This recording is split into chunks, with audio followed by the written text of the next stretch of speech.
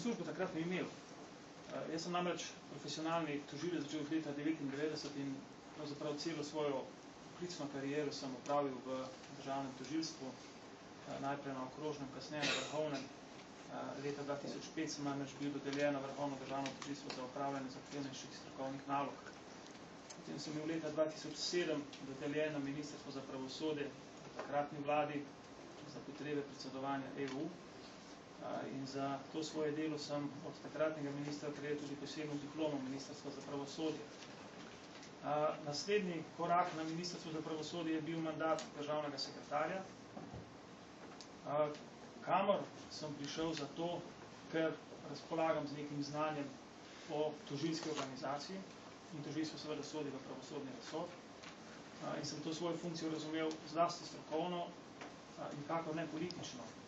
Nekateri me želijo prikazati kot človeka politike, čeprav sem tem istim ljudem v parlamentu povedal, da takih ambicij nimam, niti se v tej vlogi ne vidim. Vrnitev v tožilske vrste je zato bila zame naravno nadaljevanje moje kariere.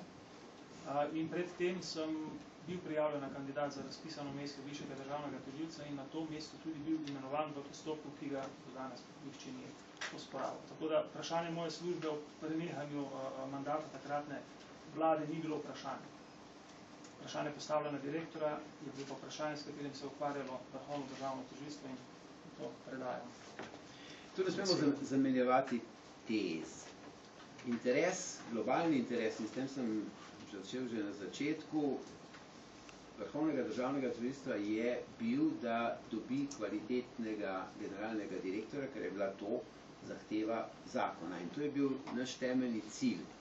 Zato sem bil zelo zavzet za to, da teče postopek, da takega kandidata dobimo in da teče postopek čim bolj gladko, vendar ne nezakonito, ker nimam nobenega in nisem imel nobenega interesa, nobene koristi od tega, če bi potem postopek bil viciozen, to se pravi bil obremenjen z napako.